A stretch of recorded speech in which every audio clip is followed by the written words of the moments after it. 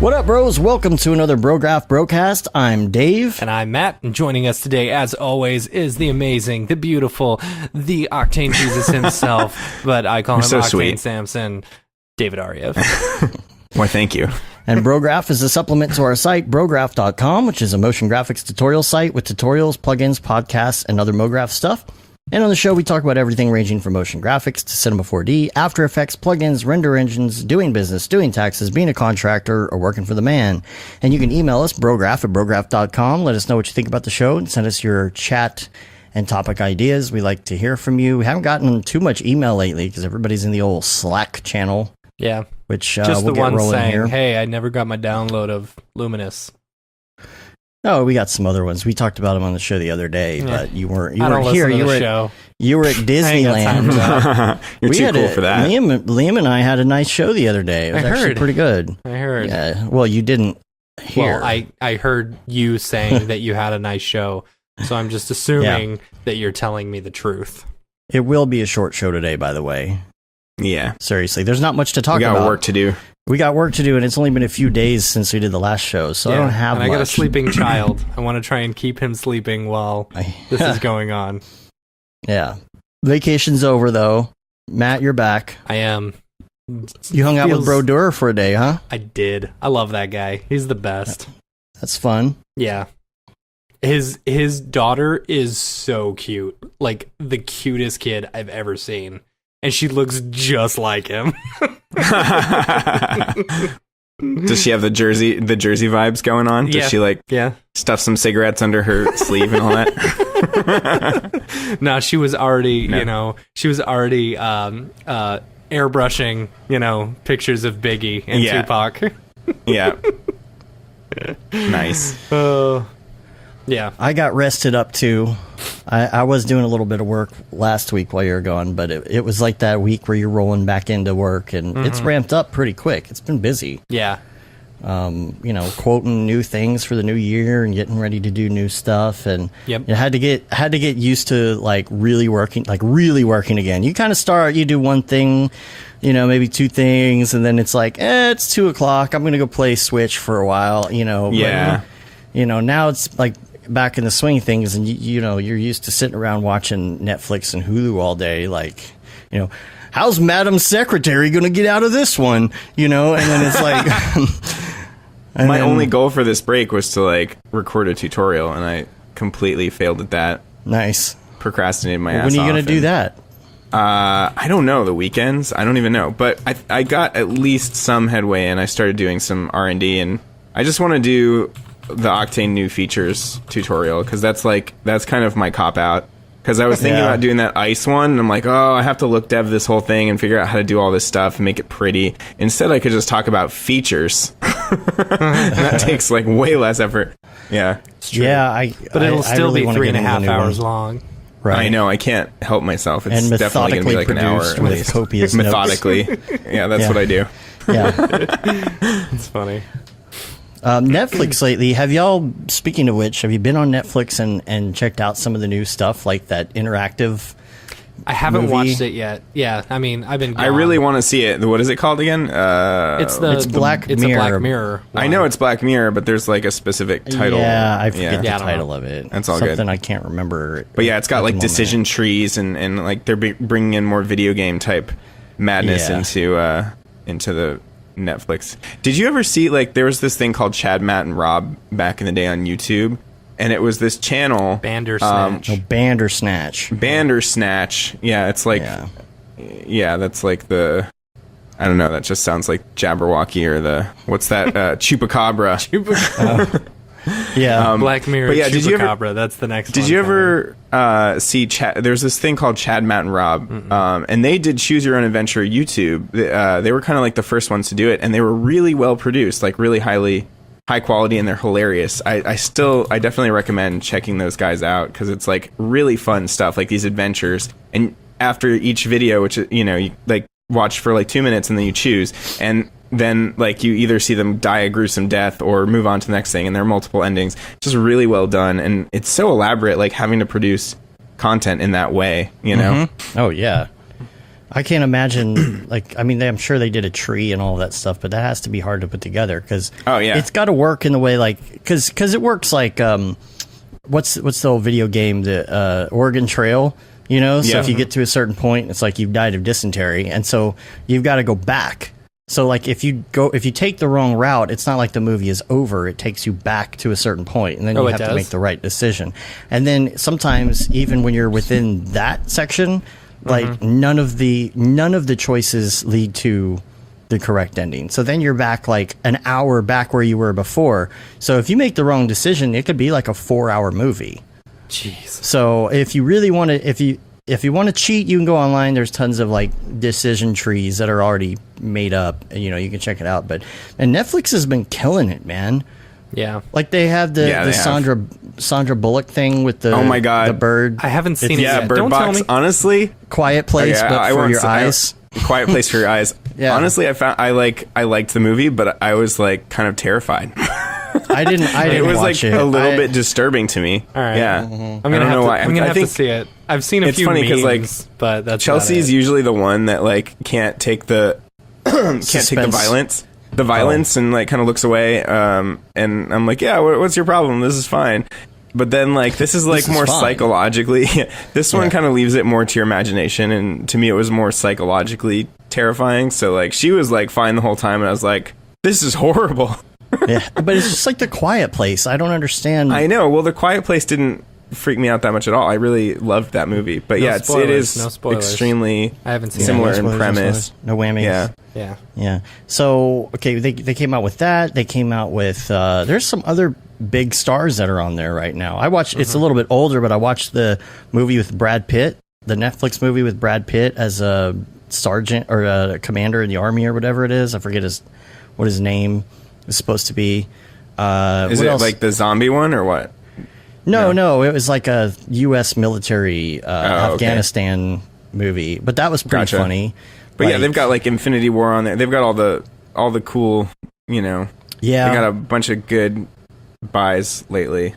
But like the Netflix independent films that they're doing are super high quality with like really good, like John Malkovich was in the. Yeah, he was in that too, and like so they got all these big names coming up on Netflix titles, and it's really cool. It's really cool to see. Mm-hmm. Yeah, because for a while I feel like it was kind of stale. Like I had watched all of the big things, you know. After Maniac, there was like nothing left. I think they were waiting for after the holidays. Mm-hmm. You know, there's just been this big explosion. But you think they're I loved gonna Maniac? By the way, Maniac was one of my favorite shows. Yeah, and it's good. Maniac was excellent.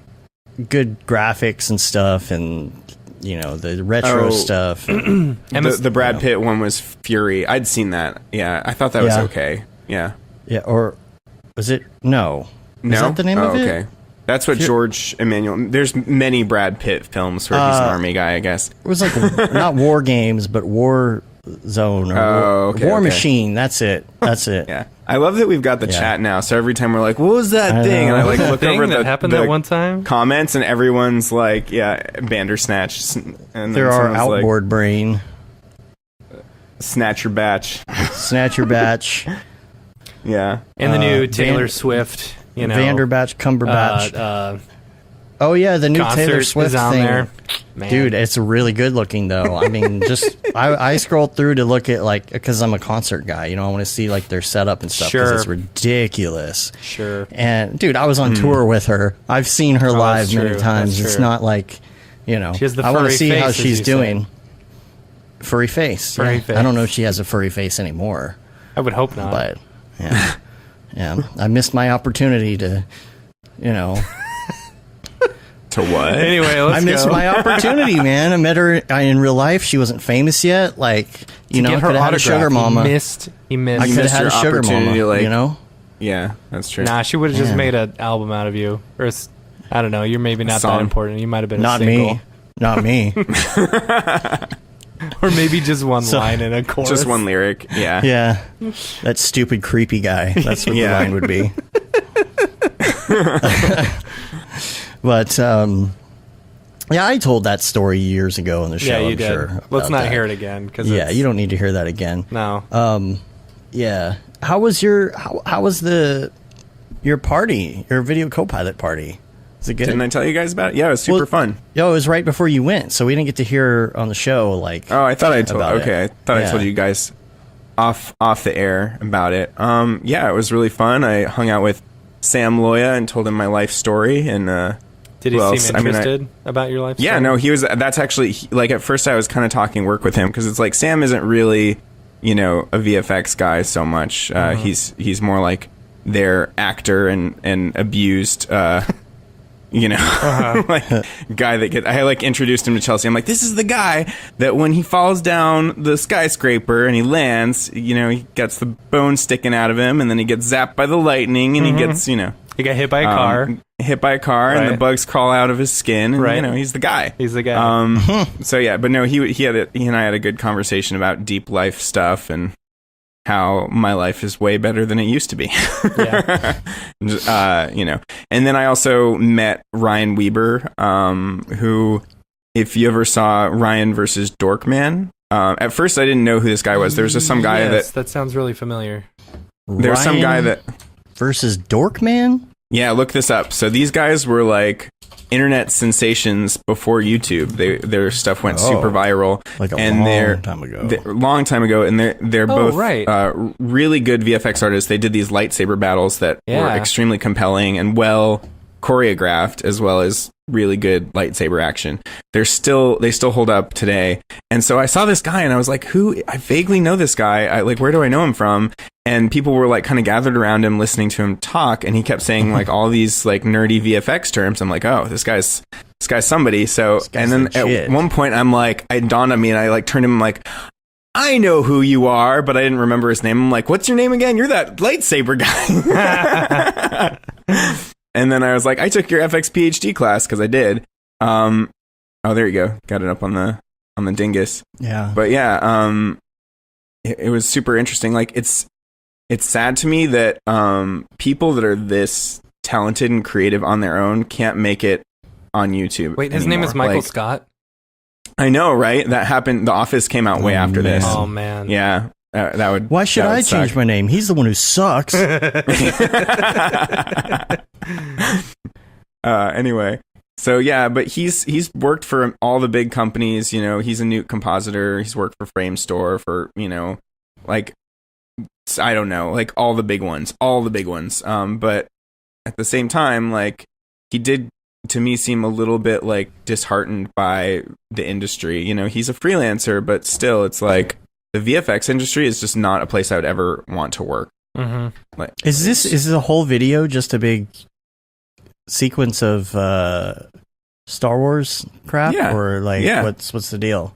The Yeah. deal is that it was like really high produced Star Wars stuff, and they were kids. They're like teenagers. They're like Back then 14 too, or something. the technology, maybe and- 16.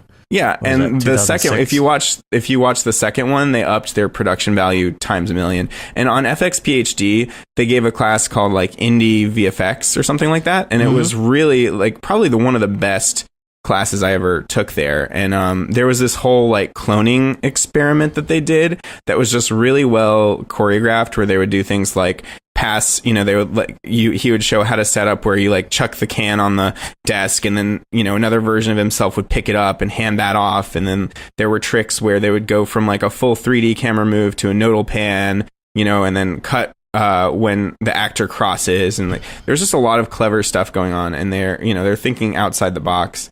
So yeah, I still recommend, like, if you can find that class. I don't know if FX PhD still offers it, but it's still, totally legit. Fun. Love myself a Fun. good Good lightsaber battle. Yeah. Right. But yeah, the second one's even like takes it up like 5 notches. So I did one of those in high school at some point, but I did was too, but it was by myself, and they took video of me and posted it on the internet, and I was tripping all over the place. right. Oh, that was you, man. You've changed. yeah, I did one. I've only done one lightsaber film. That was remember my Star Wars Yeah, Nimby? The Star Wars Harry Potter one, where Nimby? I actually got to do lightsabers. You got to do it at least once in your career. Yep. I did that, but I had to rotoscope the entire thing. Yeah, I mean that's what these Did guys. you- Yeah. these guys did. No, Yeah. mine Saber had come out by the time I got to do mine, Yeah. so it was way easier. Oh, see, yeah, I didn't use After Effects at all. What did I use? Did you like do it in Photoshop or something? I'm pretty sure at the time, like the option was to, it was to go through and export all the frames as an image sequence, and then go paint them in Photoshop one by one. Do you remember? Yeah, that's intense. What Yeah. was it?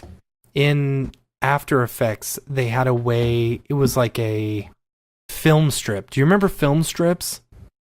Like you could export as a film strip and then bring it into Photoshop. And That's it was what I did. That's what I did. thing, and then you could just Yep. like draw on it. Man, that Yeah. was insane. That's what that was. I remember because I took it out in Premiere, and you have to like scroll down Mm-hmm. and paint, and scroll down and paint, and scroll down and paint. It's Oh, ridiculous. Okay, It's real like quick. Yeah. Click this. I put it in the dingus. The second link. Just look at how much better their second one is. Just scrub through it real quick.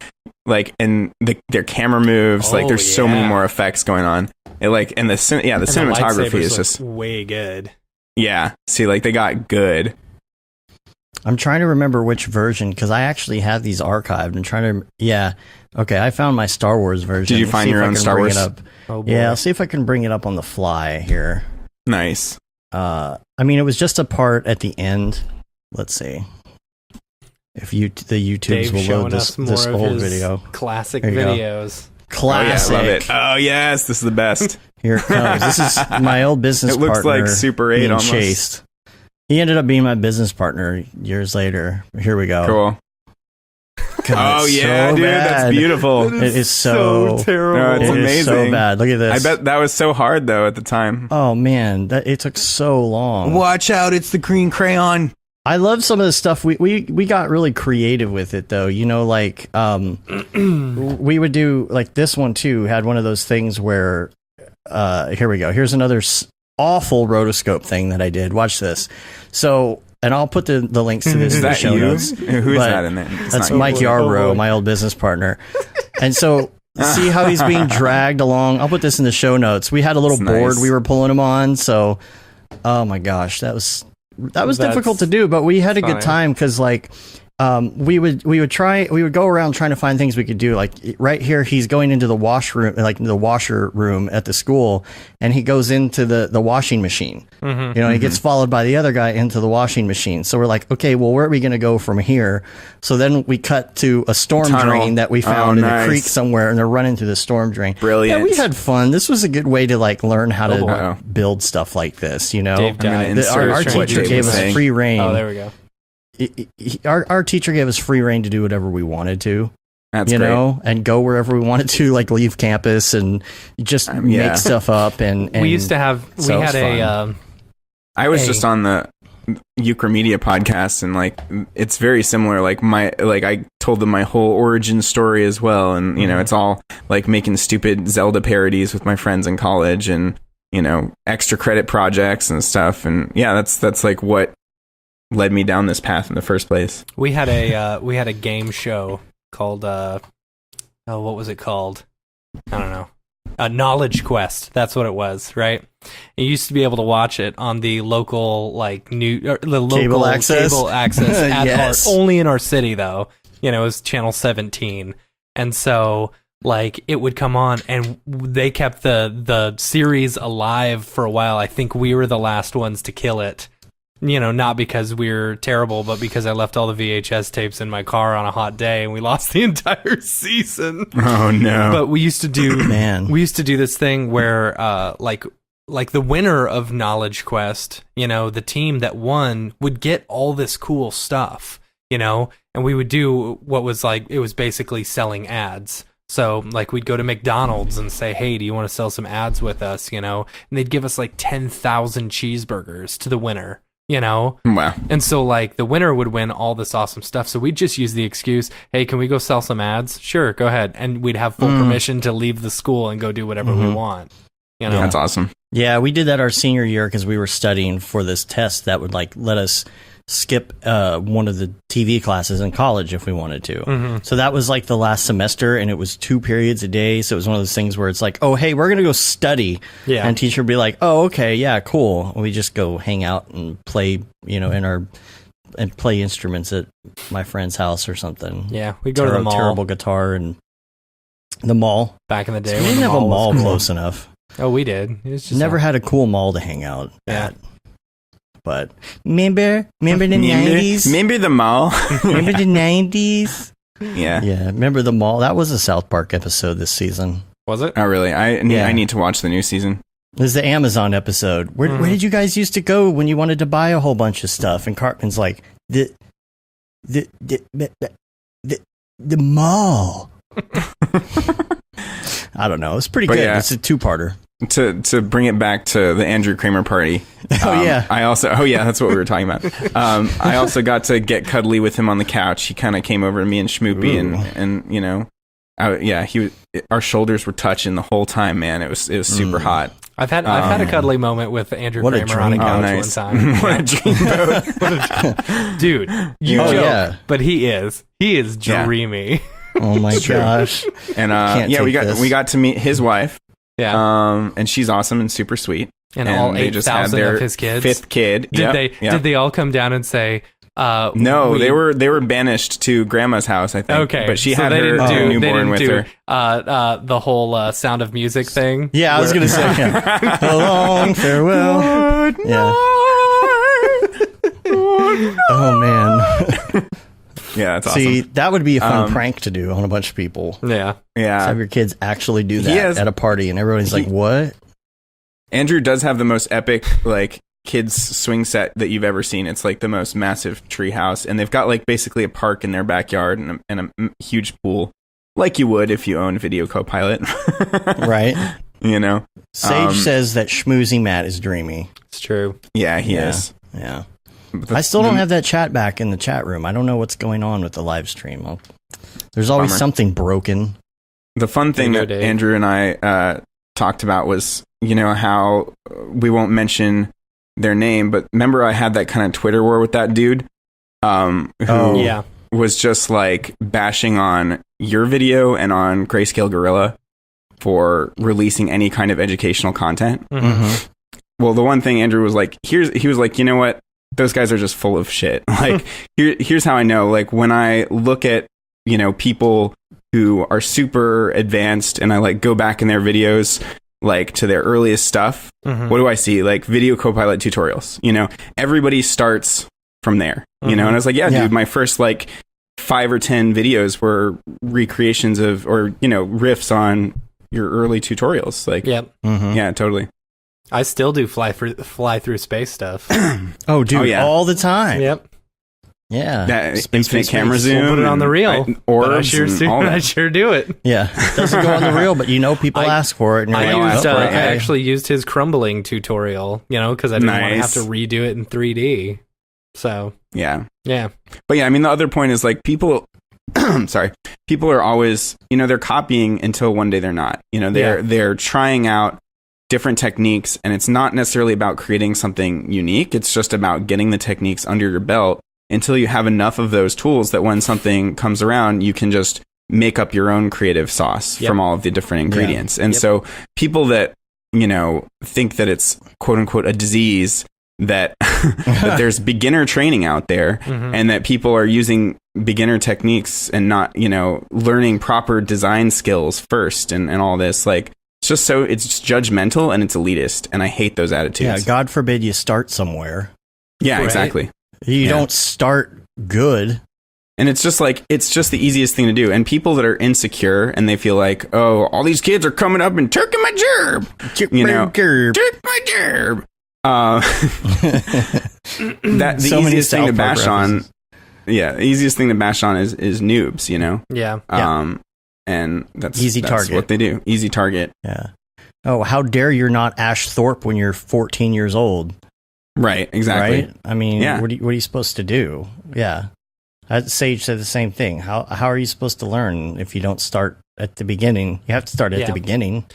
Here's the thing. Like, it doesn't necessarily take that long to learn.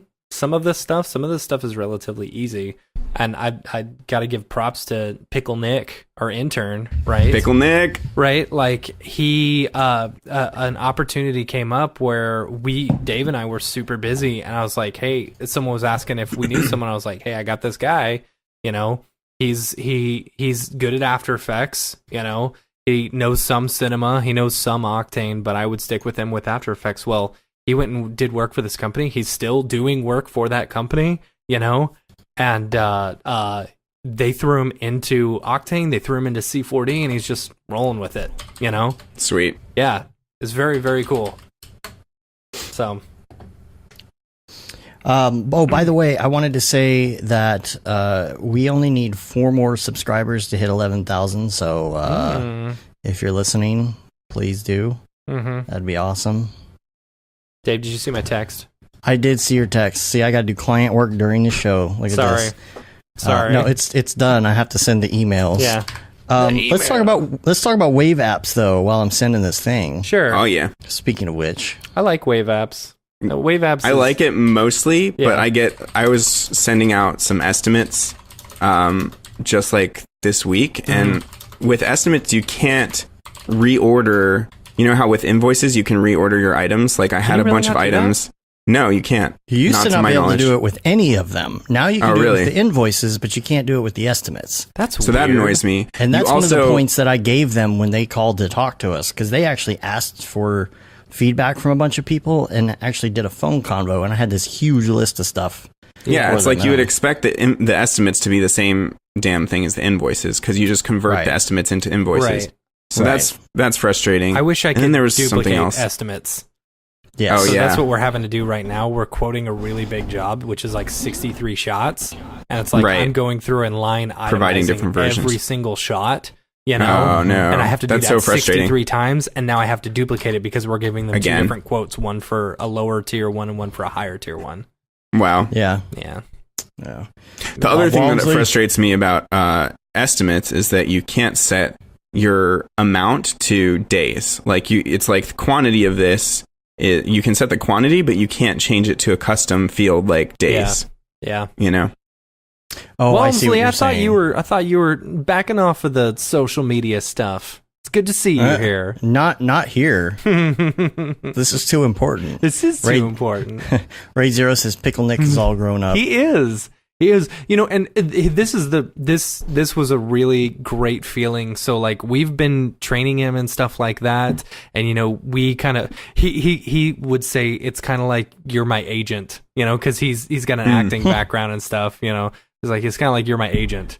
Because cool. I told him, I was like, you know, this is what you tell him to do and blah blah blah, or what to charge, and you know, he was just he had done video stuff in the past. And we've been friends for a while, and he was working at just another job, and he told me, he said he's going to make more on this invoice than he made the entire year last year. Wow. Yeah. That's amazing. Yeah. That's really gratifying. It's super gratifying. And you know, that feels really good. I told him, I said, yeah, now you can take like a whole year off. He goes, well, maybe a month. Yeah. So Vince Young in the chat says he does quantity, but in the description he puts the day rate. Yeah, and I'll do that too. I do that. You missed my joke. You're not sports guys. Neither am I, but I used to produce a sports podcast, so I know some names that are football. Oh. Dan Marino said that. Yeah. You know what? Amy gave me crap the other day because she's like, you don't know any sports people. You only call Dan Marino, Troy Aikman, and Mike Madonna. Emmett Smith. Yeah. It's all people Michael, from the 90s. What's his name? I don't know. Mike Madonna? No. Michael Jordan? Michael Vick? No. Michael. He was on the Cowboys. I don't know sports ball. Uh-oh, my kid just woke up. Oh, there he is. Still got to be quiet, Gibbs. All right. Well, any other wave app stuff for you? Like any other wave apps things that have been like... Stuff like that, though, vaguely makes me think, you know, is there a better service out there? I mean, maybe not a better free service, but... Not a better free service. I definitely want to switch. So I was. This reminds me of like I've used this program called Sign Easy for like a year and a half, and it was like a yearly license, but the license is gonna be expired soon, and it's just the jankiest software ever. It's like terrible. I'm like, I need to just find something better. So like, what do you guys use? Is like Kudasign? Is that the good one? Use Kudasign or signnow.com. It's the same thing. Okay. There's an invoicing service called FreshBooks, but you have to pay for it. They advertise on like everybody's podcast. But is it like is it QuickBooks? Is it the same company or what? It's like Wave Apps. But I think it has a little more drill down in it, possibly. I don't know. I haven't really looked. I mean, I like Troy that all Aikman of my says, QuickBooks freelance is $5 a month. Okay, right back to Troy Aikman. One thing I don't like about Wave Apps is that it takes 1% on bank transfers. I don't think any of my clients have ever selected bank transfers. They've either sent me a check or pay with credit card, but. Yeah, I don't understand why the bank transfer would take a fee of 1%. Does that make sense? Well, I mean, that's better than the credit card stuff, because the credit card stuff is 3%. But that's pulling right from your bank. You could just use PayPal, and there could be no... Right. No middleman. No middleman. No, yeah. Yeah, Johnny, I'm going to say this name wrong. Bohaka? Sounds about right. That was good. That's probably right. Okay. He said he uses and.co. It's the people from Fiverr. So basically, it's business software for freelancers and studios or whatever, And I've checked it out. It's pretty nice. If I had, all right, I said it right. If I had the choice, ultimately my plan. This is me. This is what I want to do. I want to create our own invoicing service, our own, project management service, our own contracting stuff. That's what I'd love to do, and I'll put it in one place. Yeah, someday. Yeah, one day. That's a 10-year plan, Matt. Someday. Over the rainbow? Nate Rodriguez Vera up in the chat. He's going to be on the show at some point. At some point. Raid Zero says, I use Zero, but with an X. X. I've never heard of that. Zero. Giro? Giro. I don't know. Nate's in the chat. Yeah, it's the Euro. Well, let's move on to some Ravcock. What's your flavor? What's your flavor? Oh, wow. That almost sounded auto-tuned. I added a little. That was weird. Yeah, it did. Well, I guess the first things first, Octane 2018 for Cinema 4D, release candidate 1 came out Friday, which Thursday afternoon, I was like, I wonder if that's out. I'm going to play with it. And it wasn't out. And then it came out Friday after I got busy. But I'm guessing you installed it, right? Yeah, David? I've tried all the features at this point. Yeah. Yeah. So in Cinema 4D, at first when you sent me that fractal you did, I thought it was the mandibulbs. The mandibulbs. Brace yourselves, mandibulbs are coming. Yeah. This is the year of the fractal. Yeah. Okay, so here is my question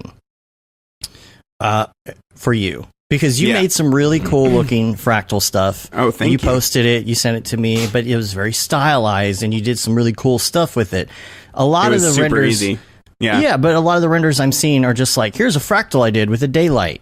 It's like, yeah, we know it can do that. Is this going to be like, we talked about it a while back. I was like, oh my God, everybody's going to be doing fractals this year. Yeah, I mean, I don't know. When there's a new feature, it's just like everybody just wants to test it, and the easiest thing to do is just throw a daylight on it. But yeah, I try to take things one step further and see what else it could be used for. And like honestly, my ideas were not especially brilliant. I was like, what could I do with this? Let's throw it in a cloner. Okay. Like that's literally what happens when you throw it in a cloner. No, does it go like? Yeah, it clones. But it's zero polys, though, right? It's zero polys. Tries? Okay. Yeah, but it still makes your machine chug when you put a lot. Like, actually, I couldn't clone a whole lot of them, and I tried scattering it, and that didn't work.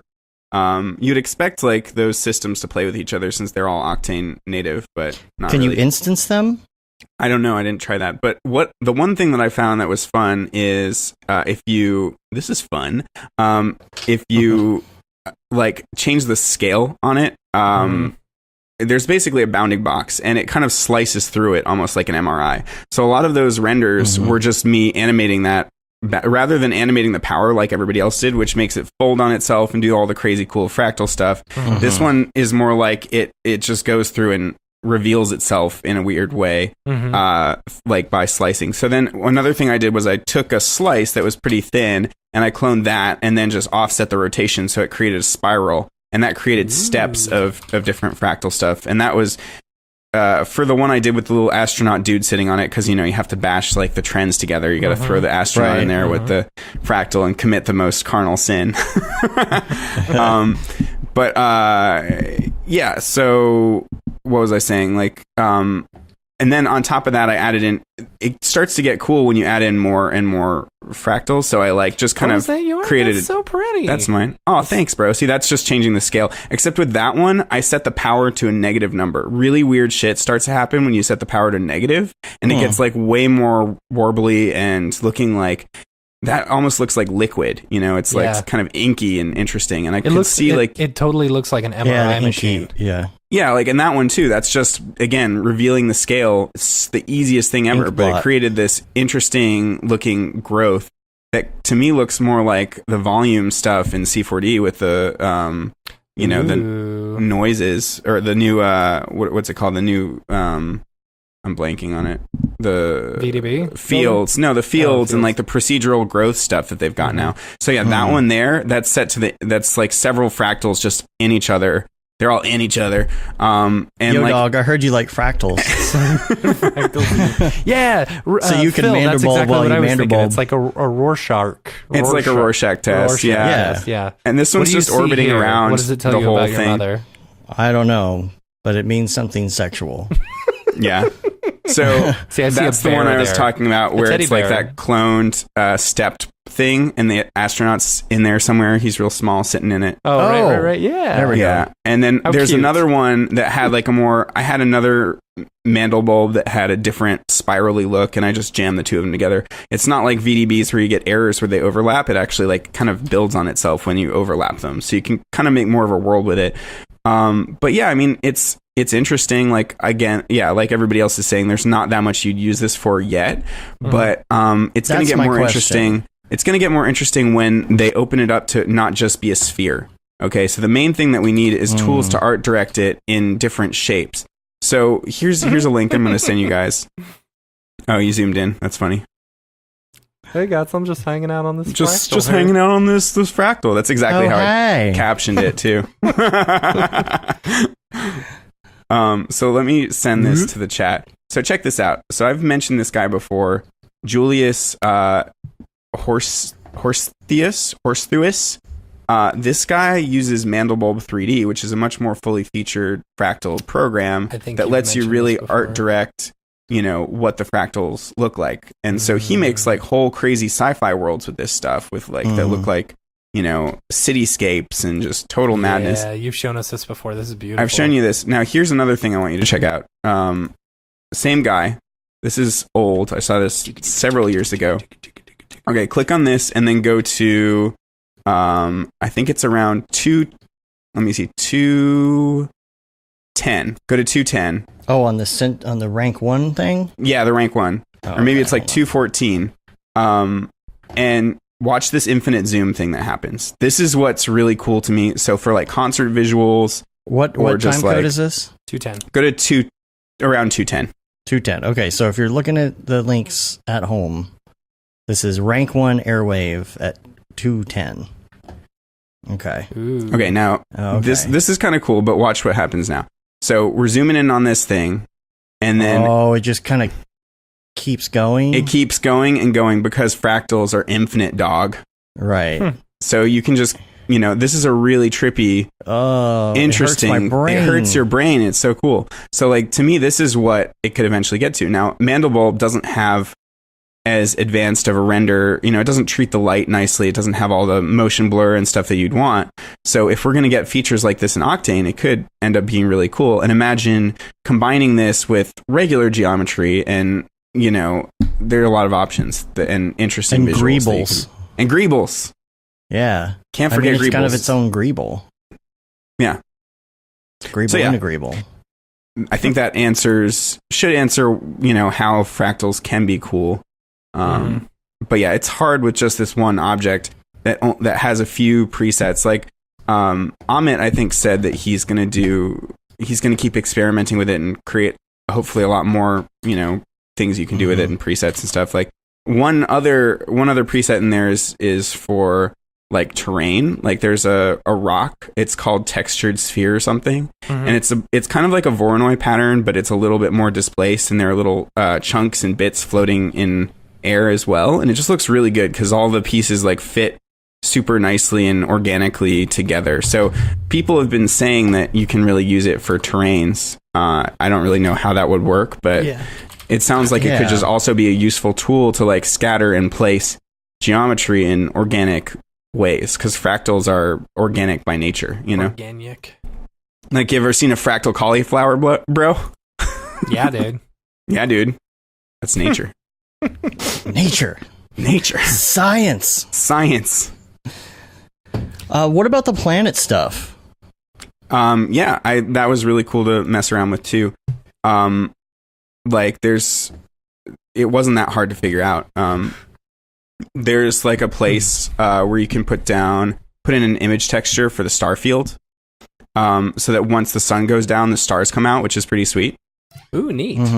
And then I think the main control that was really useful is altitude, and the higher you go with that, the more you're like seeing the planet's curvature, and there's like a nice gradient of colors that appears the higher you go, so it's like until it's just a thin band of atmosphere. So it's really fun. Like you can create some really different looks from just punching in different numbers on the altitude.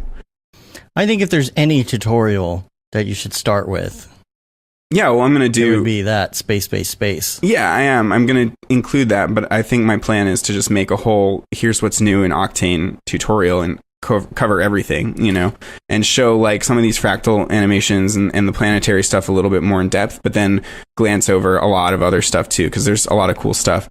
And then with the planet thing, like you get to map the planet's surface as well. So there's like latitude and longitude controls that basically just, translate or rotate the map of the planet's surface.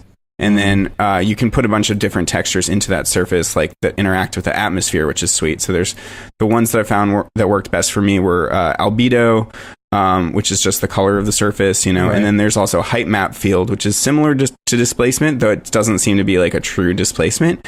But it does, I think, more than the normal map would. So I used one of the French monkeys, like flow maps in there, and got some cool looking planet surface stuff, but then that interacts with the atmosphere nicely. And there's also normal map, reflection, glossiness, and emission slots. Now, the one thing I don't understand about the planetary atmosphere is like there's no other people in Lightwave, for instance, have a planetary node. And that allows you to just take a sphere and turn it into a planet, aka it'll have that thin band of atmosphere. And we can kind of do that right now already by, this is like a trick I learned from Mitch Myers, actually. If you take a volume object and make it a child of the sphere, it'll be constrained to the sphere and conform around that. And so then you just make it slightly larger than that sphere, and then you've got a thin band of volumetrics around your planet. But that only works with a sphere. It only works with a sphere. Yeah. Yeah. Yeah, I wish they would make it so that you can just crop it to whatever. Or that, hopefully they'll make it also that you can just directly render C4D's volume objects, I thought that they incorporated that. Oh, you can? I think you can. That's good to know. I'll have to include that in my tutorial as well. There's so much I want to play around with on that, because it's like I'm rendering stuff for clients right now, like in between everything, and I'm like, well, I can't really change the setup, but I want to so bad. And, and I want to work on Luminous 2.0 as well, which is going to be a complete rebuild, for 2018, for Octane 2018. So, and probably for some other engines, honestly. So, like, I just can't wait to get my hands on it, because I just want to get going. I mean, if stupid clients were in the way. Yeah, stupid clients. Yeah, stupid clients. Does somebody want to pay me to just screw around in Cinema 4D all day? Because I know some people that's what get paid all to of us just want to do. I mean, it's true. We're looking at you. Come on. Yeah. I kind of feel sad now that I wasted the whole break playing Nintendo Switch. Don't. You know what? Don't. Yeah. I'm on like 25 hours of Pokemon Go. Well, I think I played the wrong game. Like, I love Smash Bros. So much, and I like wanted to give it the time of day, and I played through the whole campaign, and it was just grindy. and boring. You know, it was like, why am I even doing this? I just felt you got after Fortnite, bro. Oh my god! No. Yeah, Fortnite? Dave and I hopped in Fortnite and like, we did. Didn't know what we were doing. Dave was like, I'm looking up tutorials on how to play Fortnite so I can be like cool like the kids. And Cyrus is laughing at me. Cyrus was laughing. That's He funny. was like, oh my god, that's the best story ever. It's like, it's because I couldn't figure out the controls. I didn't know that you had to hold it down for it to build. I was like, I'm pressing R1. How come? Yeah, Cyrus gave me a tutorial. See, he was like it disgusted though. It makes me sad that like what I don't like about this is that you die and then you're done. You got to go start a new that's game. the same as PUBG. That's the whole battle royale thing. Yeah, and that's what makes it more I don't exciting. last very long though. I know, but it That's raises the problem. stakes, and when you win big. You know. But yeah, it's funny. Cyrus was like, one day he like spent the whole. We were playing like Towerfall or something. It's this hard. It's really fun. I love that game. But he like suddenly jumped into this mode. Topic. Okay, Sorry. cool. He jumped into this mode of pretending to be all of the douchebags online and like being like every time he won or like beat one of the demons in there, he'd be like, calculated. He's like you see me, bro? You see me, fam? just coming out with all of this like he's like, dude, you're so trash. You're so bad at this game. He's like, the reason I'm winning right now is because I'm good. I'm actually good at this game. Like. And like that was the only way he was able to get through playing this. Like it's a really hard game, and you know we kept dying constantly, and he like that was his method of like not giving up. But he was like David, now you know what it's like to play Fortnite and how toxic the community is, so never play it. You learn how to floss. No, correctly? I don't. I have not learned to floss correctly. And Cyrus is like, it's funny. He's like, for a while he was playing Fortnite seriously, and then he's like, they totally destroyed the game. It's just overrun with like total idiots, and he hates the flossing and all the dancing. He's like too cool for it now. I got second place the 2 times I played it with other people. Yeah, nice. All you gotta do is hide in a cornfield for a while. I flew a plane around a bunch until I was flying in circles in just a little area left in the storm. That's funny. Until there was like a couple people left, and then I nosedived down, and we all fought each other for a while. But I didn't know how to build a fort very well, so that was my problem. But you know what? I forgot on last week's show. When I was talking to Liam, we talked about Switch a bit, and I promised that we would at least give a little bit of a rundown of David Aryev's suggestions. I have the list right here. Oh, that's cool. And we don't have to spend too long on them if you just want to give a quick recap. Do you want to finish up Ravcock first? Because I had some more. Yes, let's finish up Ravcock. And then I also messed around with the You wanted OSL. this to be an hour, dude. We're already at an hour. Yeah, we're screwed. It's not going to happen. Sorry, right. clients. Sorry. Hour and a half. Yeah. Did you answer that email, Dave? Yes. All right. Yeah. Sorry. Too many things at So once. I tried out the OSL fisheye camera and tilt shift camera as well, and those are cool. Ooh. They're presets that are now embedded in Octane. So if you just, how you can with Vectron, for instance, if you select, it's like there's a whole OSL menu and you can see everything in there. So it's like with Vectron, you have to scroll down to the Vectron tab and then you get all the Vectron options. But with the OSL camera, you just change the camera type from thin lens to OSL.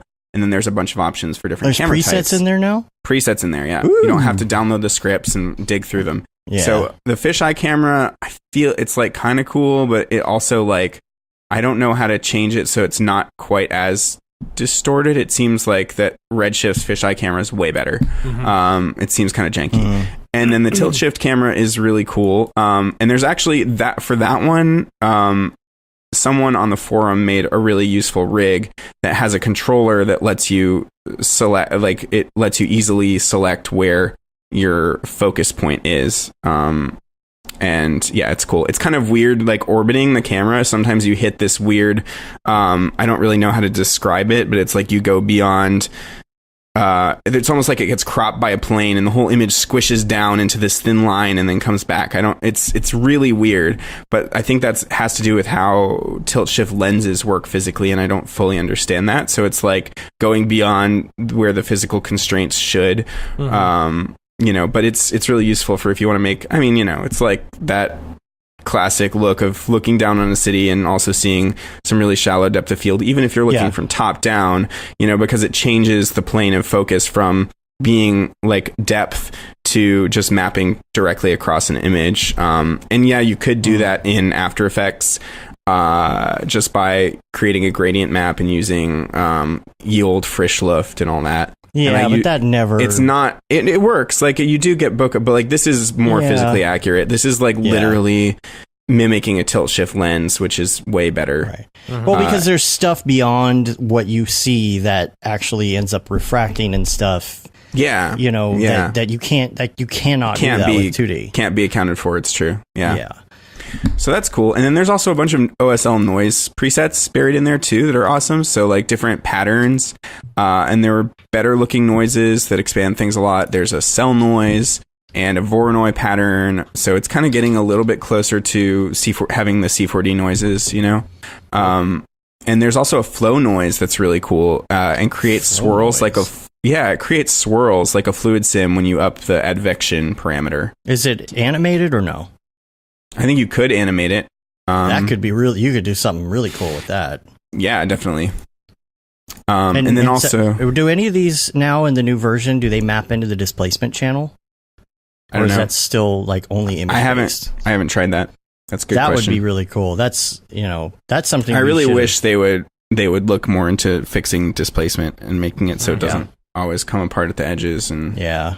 Yada, well, yada. then you could use like whatever noise you want. It's really or to even be able to adjust. Phil says no. Phil says no. No, but because like sometimes if you want to adjust contrast or gamma or something on displacement, it would be easy to put in a color correct. But once you put in a color correct, it stops working. It just doesn't work anymore. It has to be an image texture. That's it. Like no anything else. You can't modify it whatsoever. Right. Yeah. Yeah. I think you can use a baking texture on certain things, and then that'll convert the C4D noises into image textures on the fly, and then you can pipe that into the displacement. But it also slows way down when you try to do that. Yeah, I think I figured out how to kind of get it to work for something I was experimenting on, and it was one of those things where it's using Cinema 4D to create that, and it's just like super, super slow. And I don't know why. I don't know what it's doing in the background that does that, but yeah, you can bake it. I just want to be able to put in like a basic noise into something. Yeah, me too. Yeah, you know. And then the other thing is I definitely tested. I tested the Orbac stuff, and that's really cool. And then I also tested out of core RAM stuff by just taking. It works well. I took my Mars scene, which was already like close to the 11 gig limit. You know, I was like hitting that limit when I was making that tutorial. And I just took it and duplicated some of the heaviest things in there until, you know, I went like, it would be like 1 gig over up to 5 gigs over. And like, there's a slider in there where you can just literally up it to the amount of RAM. So I've got 64 gigs of RAM. So I like upped it to like 60 or something. The thing is, I could never get much beyond 5 gigs over before it crashed. I had that same problem because before I put the 1080 in here, the 2080 in here, I had a 1060 with only 3 gig RAM. My bad. And it was not having it without a core. I was trying it. It just wasn't working. Yeah. It just wasn't. It would just crash anyway. And it would give me an Octane error anyway. It crashed, you know. Yeah. And I was wondering if it was like the poly count. Because at first I was duplicating these really high polys. And it said like, I went up to like 50 million at one point, and it was like, you should reduce the number of polys. You know, I got that error. But then the second time I just tried duplicating some really heavy textures with displacement, and it still crashed at around 5 gigs over. So I don't know. Well, that's weird. And this is in 2018? Yeah. Yep. Weird. I also messed with a tune shader for the first time, which is a bit tricky. Outlines don't do exactly what you'd expect. Like, they don't create outlines around the geometry. They just create a dark shadow that defaults to black, and you can change the shadow color. But it sometimes gets cool when you like throw in a point light, move it around, and see those like hard shadows moving around in real time. So like that's kind of cool. There's a point light and a directional light, which is basically the same as, you know, Sketch and Tune, where you get a point and infinite light. And then there are these like diffuse and specular gradients for the shaders that allow you to map different colors depending on the light intensity. And that was really weird to mess with, because I found that I had to like really crush the gradient to the far left of the spectrum to even see a result, like even see a building or whatever it was turn a different color and get a gradient mapped across it. Though sometimes if I messed also with the light intensity, that would compensate, and I'd find like a sweet spot there where I'd see a nice gradient across some objects. But yeah, I think a lot of it just depends on creating, to create a cool look, like just choosing nice colors in the diffuse channels. And it's not, I mean, it's cool, but and you can get a graphic look, and I've seen a lot of really good renders with it, but it's not nearly up to par with, Sketch and Tune or anything like that. At most, I think it'll look like a cool Borderlands type render, Though actually I wanted to real quick, here's another, this maybe we should talk about this later in Dave's links, but this is an XP challenge entry that uses I was just about to say that. Yeah. Did you see it? Yeah, I saw it this morning. See it.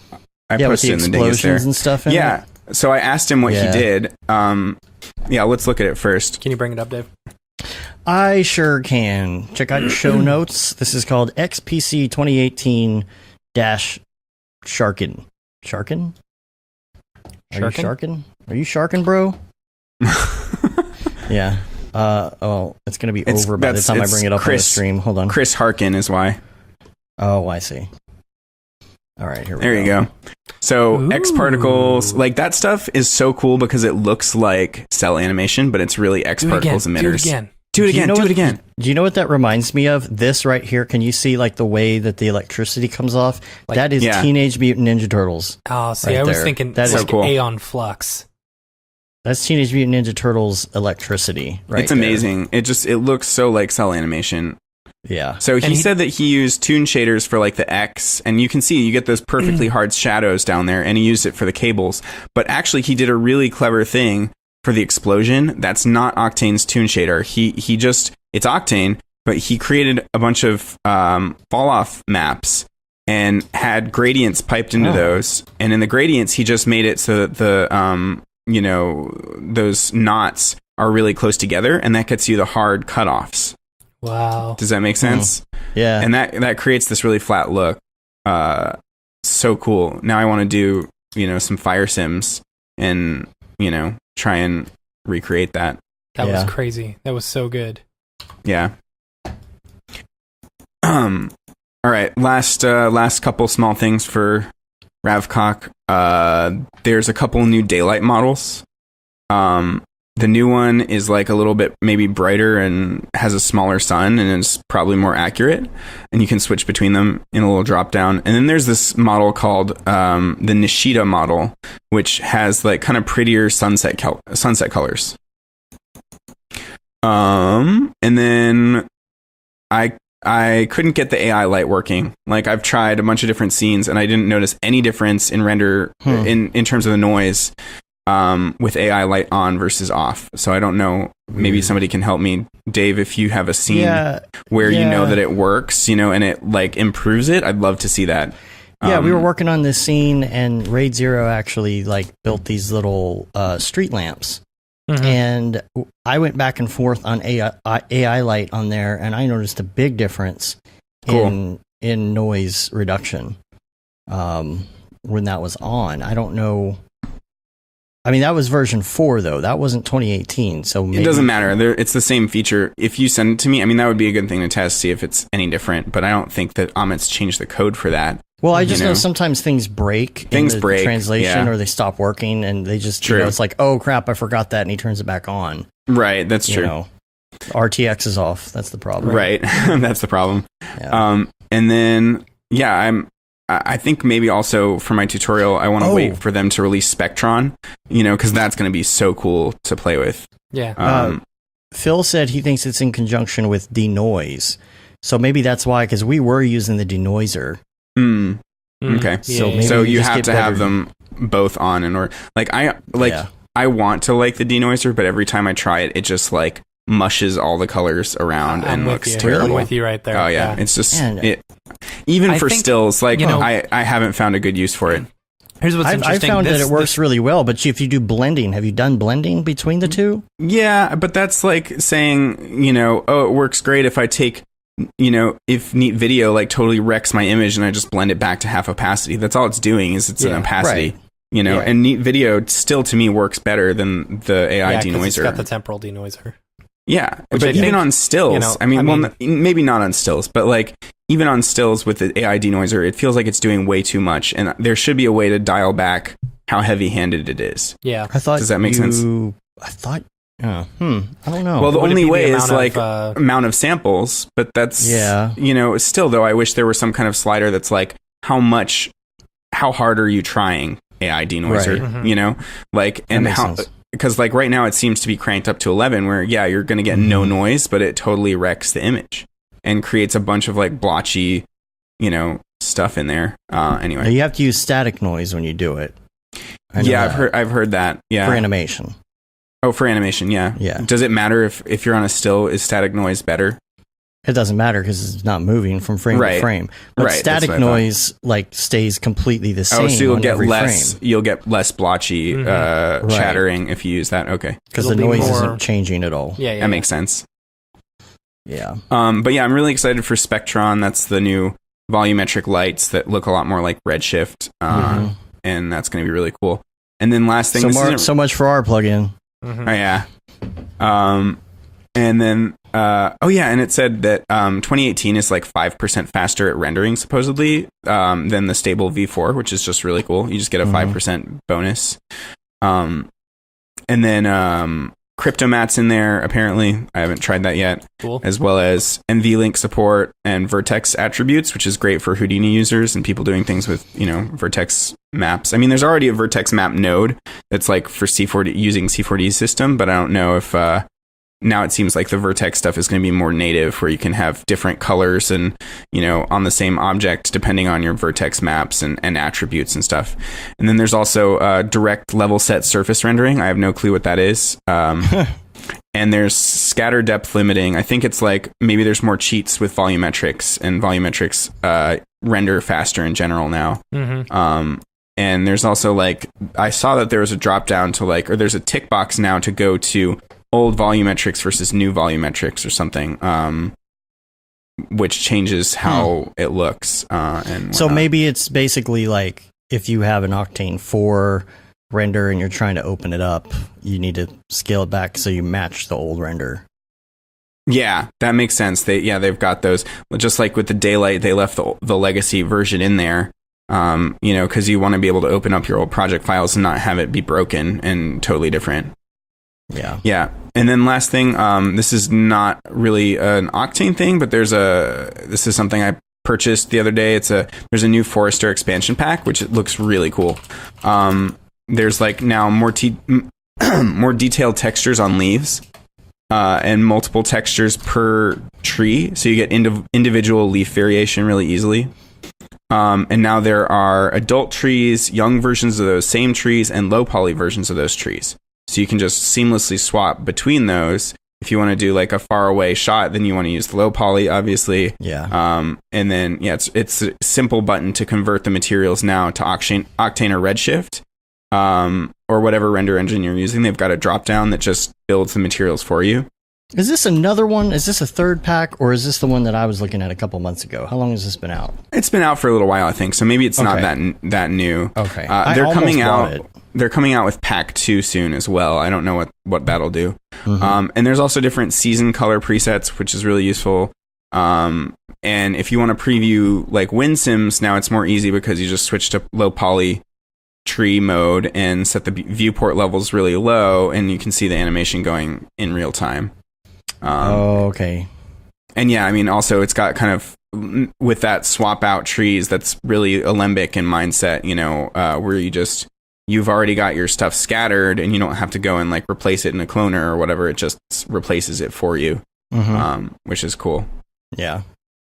Yeah, because that's always been something that I've just never really bothered getting into too much is the wind stuff, because it's kind of hard to see the result, you know? And when I've done it, sometimes I don't get the results I want. So if I'm working on a project, I'm like, Yeah.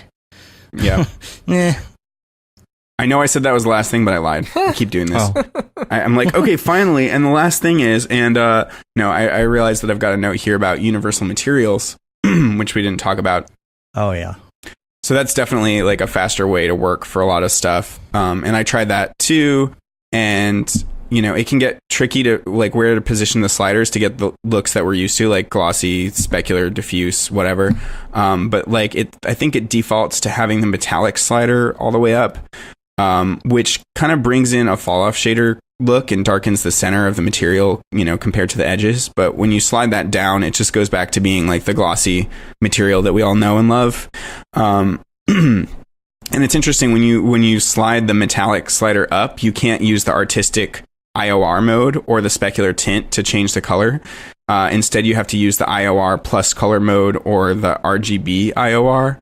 And then similarly, if you slide the metallic slider all the way down, then only the dielectric IOR and specular tint will affect it. So that's kind of weird, but definitely a lot easier to blend different material types. And doing things like creating an emissive glass are way easier rather than having to create like a mixed material like you'd have to do or whatever. You just crank up the emission and it's just right there. Yeah. And then there's also a Sheen tab, which I think that's been around for a little while, but that's great for cloth. And basically is a Fresnel effect. There's just a lot more preset modes now. Like there's a clear coat. So you just like turn that up and now all of a sudden you got a clear coat, which is great. Right. And then, and if you want it to be a specular material, you have to take the metallic slider all the way down and then take the transmission slider all the way up to white. In Universal. In Universal. Yeah. So it's not that hard to figure out. It's not that different. Phil said Ahmed is creating a mix to, or he thinks oh, that's cool. He thinks Ahmed's creating a mix to Universal Converter. That's good. Ooh. Yeah. That's the way to go. I understood some of those words. It's okay. So I was just, it's easier if you're like looking at what I'm talking about, Yeah.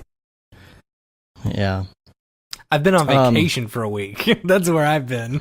Yeah, my brain has not been in this world for a while. It's nice. Yeah. It's good to shut Corona off. 3 is out too. Yeah. Oh yeah, I saw that. Yeah. That's exciting. Is that the Cinema 4D version? Matt, you know more than I do. Yes, it is. And that's not a beta, or it is a beta still? No. It's so this is the real deal. Officially the paid one that you have to pay for now. So now Sean Astrom can do some like official tutorials. Right? Official. Bro. Corona. And bro. So first of all, why with this with CES going on right now, why was it the Nvidia thing on a Sunday night or evening or whatever? Because it seems like a bad time to have it because people aren't really around watching stuff on a Sunday night.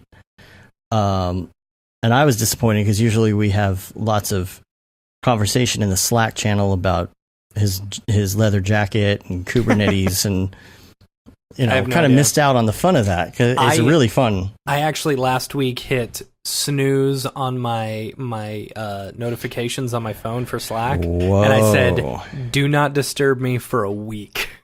Wow. Yeah. Felt pretty good. I finally figured out how to set keywords and just like typed in Jesus. And then you'll see the bot auto replies. Yeah. Every time someone says David Ariev, that's says, funny. I died for your samples. Like Nice. So going back to Corona real quick, if you're wanting to purchase it, it's they're doing a monthly or a yearly, $28.50 per month or $330 a year. So that's not too bad. It's pretty good, I guess. It's pretty good, I guess.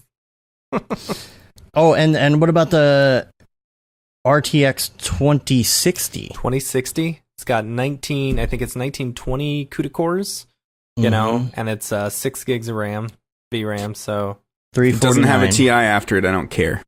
Wow. I don't know, my 2080 is pretty nice. I like my 2080. Yeah, no, fair enough. As long as it's an 80, or a TI, or a Titan, or a Quadro. I don't know. Quadros are crazy expensive. Yeah. I'm wanting to buy a bunch of those... what is it? The Quadros that are basically the 1070s, but they're a single. They're a single slot. Single slot. Yeah, Dude, we talked about that. 7 of those in my 7 in my one machine. That'd be rad. Yeah. Mm-hmm. The question is though, is that worth it in terms of the Octane bench? You got to look at like the Octane bench and see if it actually beats 4 2080 Ti's, which it may very well not. And then you might be ending up spending more money for the same damn thing. Yeah. You know, it seems like Right. I've got 7 graphics cards, but actually your Octane bench score is not as good. Right. Just get some Titans. Yeah. Yeah. Yeah, Billy says he's underwhelmed by his 2080 Ti's. That's what I keep on hearing. That's a bummer. I keep But on don't hearing we for have to wait RTX, for like bro. the software to come up to speed, you know? Yeah, I don't- RTX is I still don't know off. If it's going to. I don't know if it's going to. All right. Well, it is according Why they to everyone. why they got RTX but- off? It's not nice. Yeah, it's just because it's not on yet. Well, if they all would right, just, so- I mean, it looks simple. It's just like a simple slider. If they could just turn it on, right? Yeah, I know. I mean, it's that's that all easy, it right? is, right? I mean, Yeah. that's what they're advertising is just a little slider that says RTX on. Yeah. Yeah. Phil says, "Do you even bench, bro?" Do you even Yeah. Octane bench, bro? Okay, let's do some links.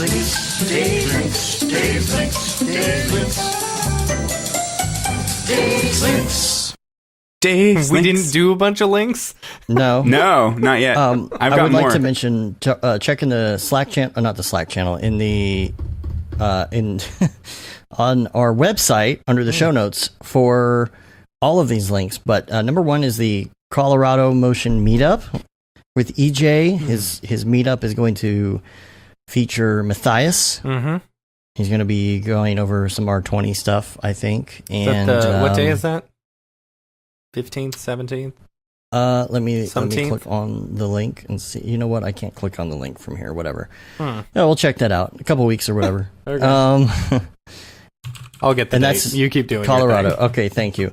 Liam, this morning on the Monday meeting, he mentioned Picular, Picular.co, Picular.co, and it lets you create a color palette based on a word.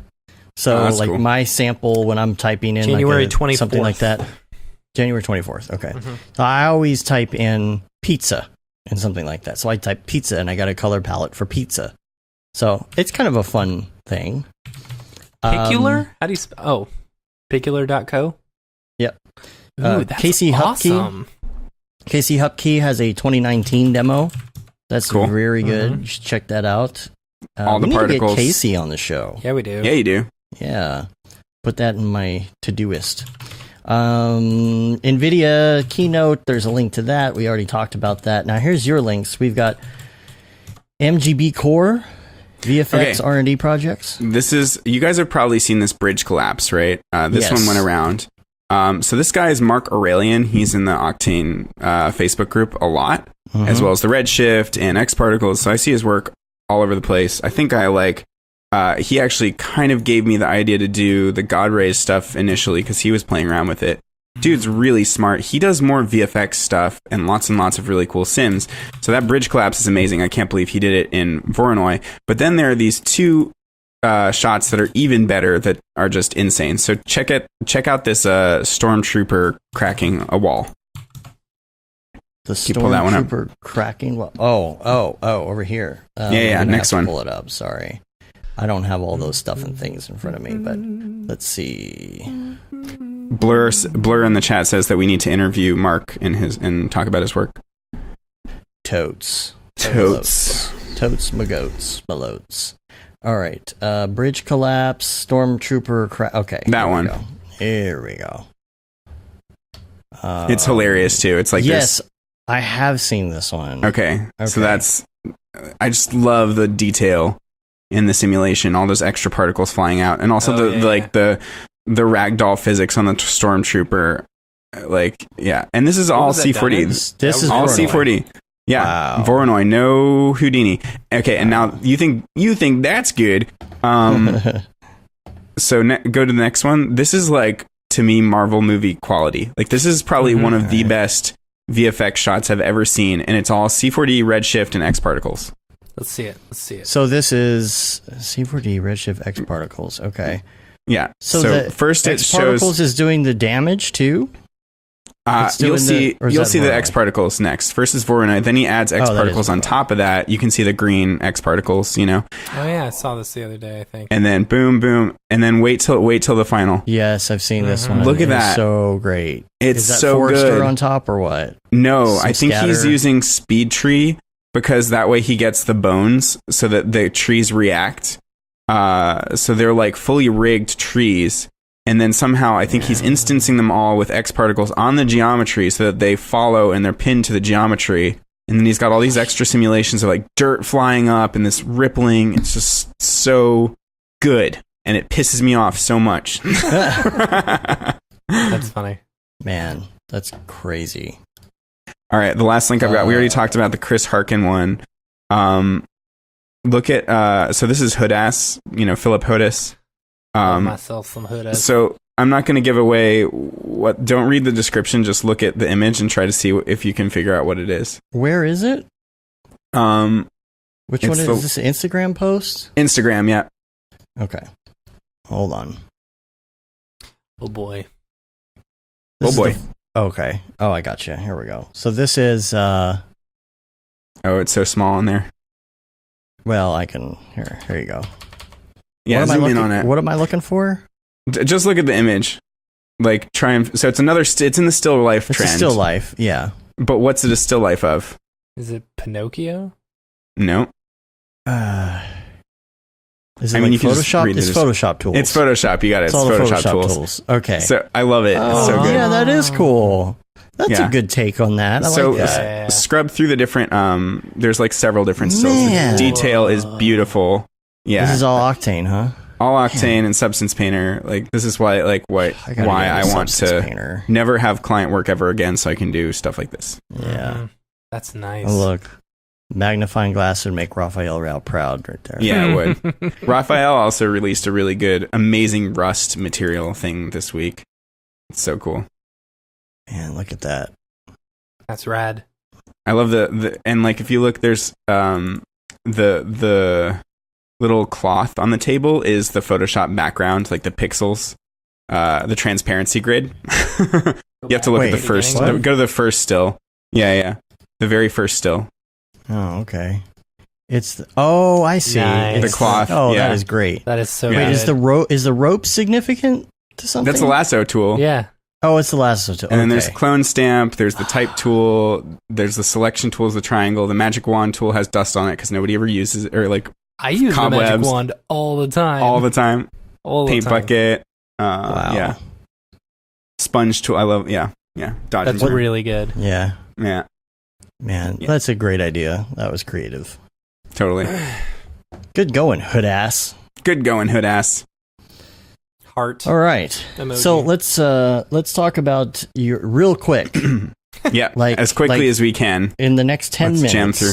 I don't remember what my list even was. I got it right here. Okay, cool. Celeste. Oh yeah. I'm into Switch these like games.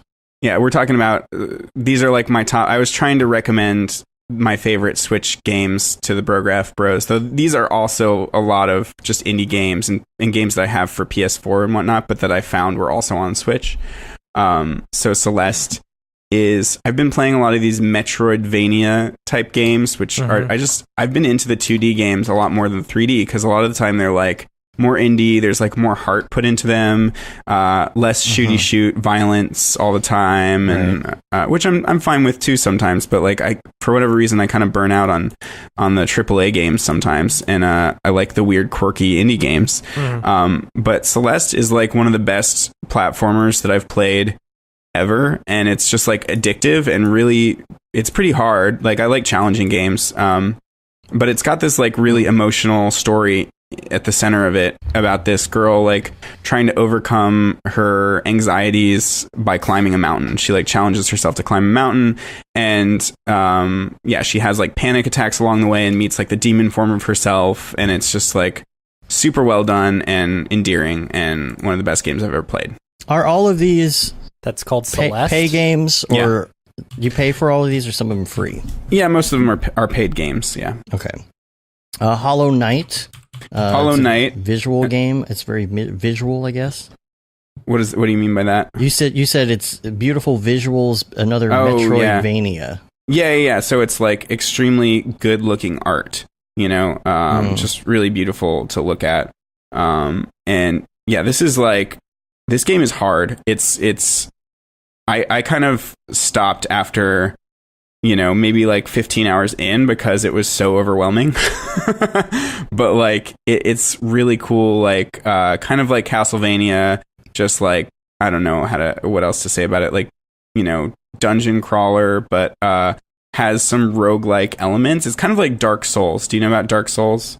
Yeah, I know what it is. I haven't played it. I actually haven't played Dark Souls either, but like when you die, all of your loot and your items and your money kind of get, unless you've stored them in a bank or whatever, they get absorbed into your soul, and you have to go and try and recollect your soul where it was last. So you have to journey throughout the world again and try to not die and collect your soul to get that stuff back.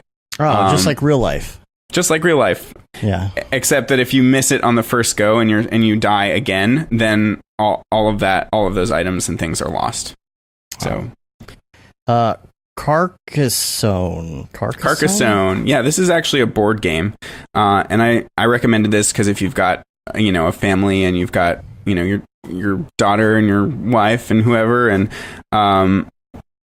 it's just really chill, and anybody can play it, and it's kind of like Settlers of Catan, but I've only ever played Settlers of Catan once, but this one's pretty easy to understand, and I used to play it on the iPad, but it's on the Switch and it's even better, and it's just a chill board game that you can relax and play with your friends who aren't into like the more hardcore of games.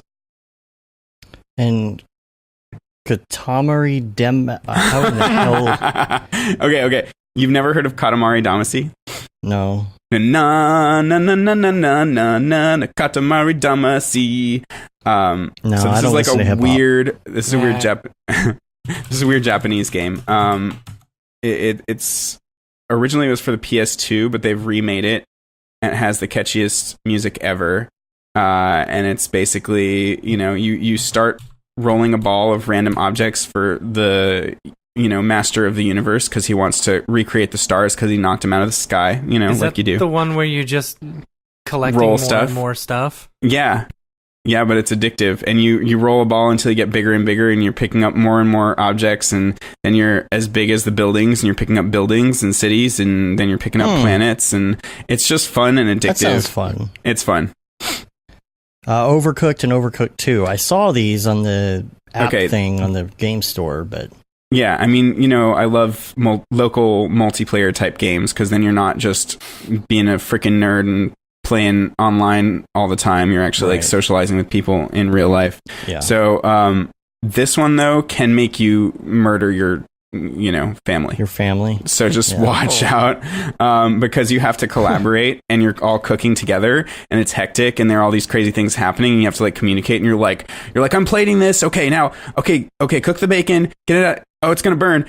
And so it just gets like more and more hectic, but it's also like, if you like try, then you get better and better at it. And it's all under a time limit. So it can be a really stressful game, but it's also really simple, and they're addictive. I like both of them a lot. Until you want to murder your family. Here's Johnny. Yeah, exactly. All work and no play make Homer go something. Go crazy? Something. Don't mind if I do.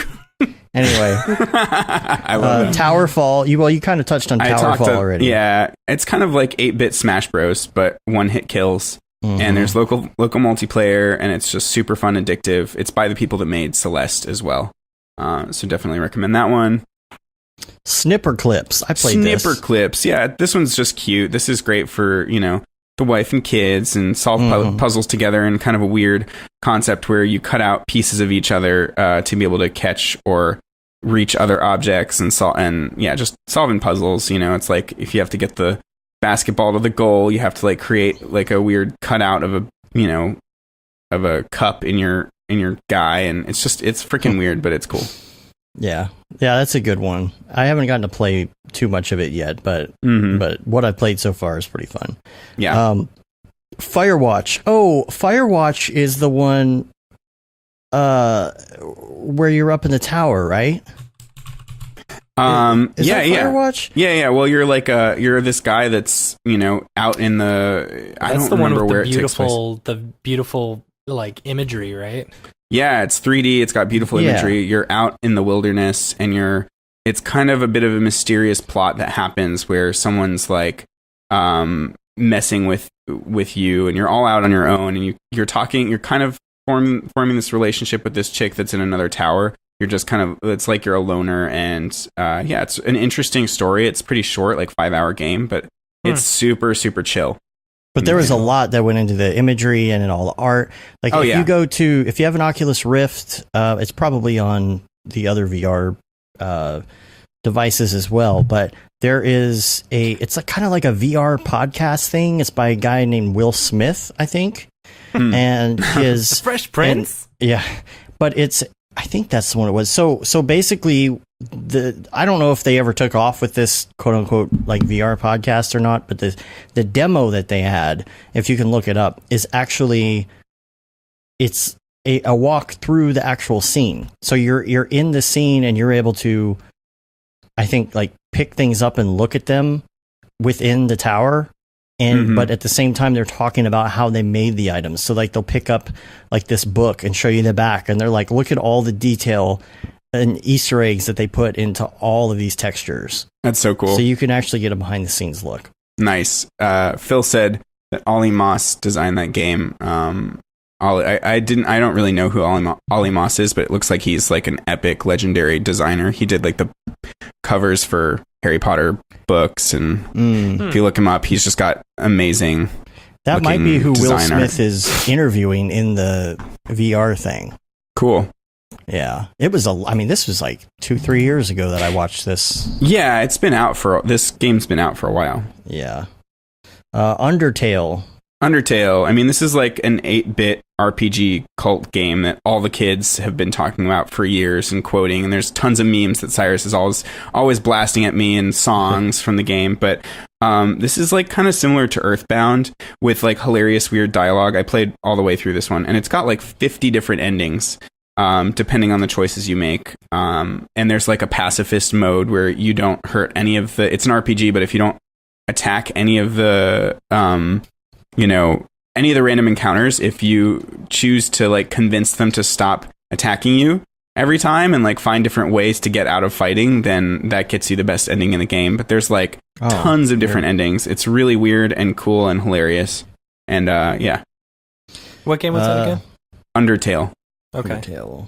Super Meat Boy. That's Super what they used to Meat call me Boy. in college.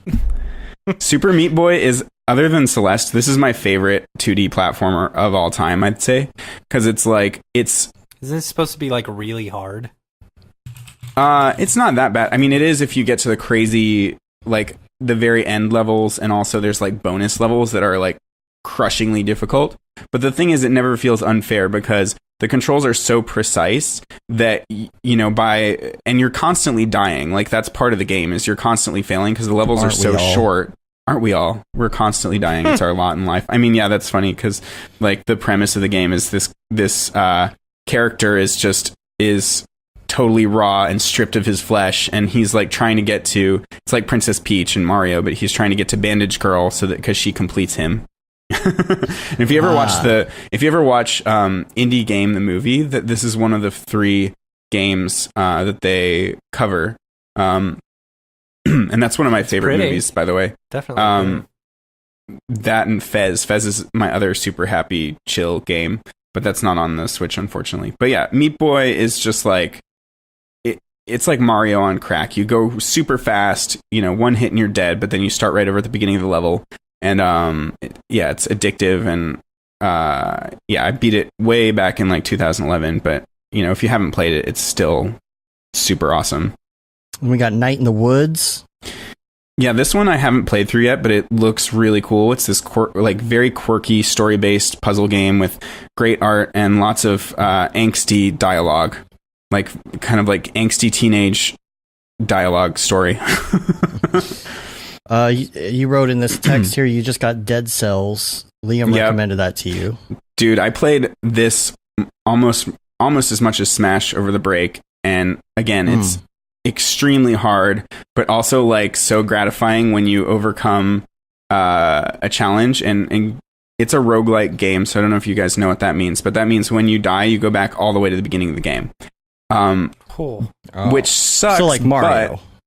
No, not like Mario with one life. Yeah, there you go.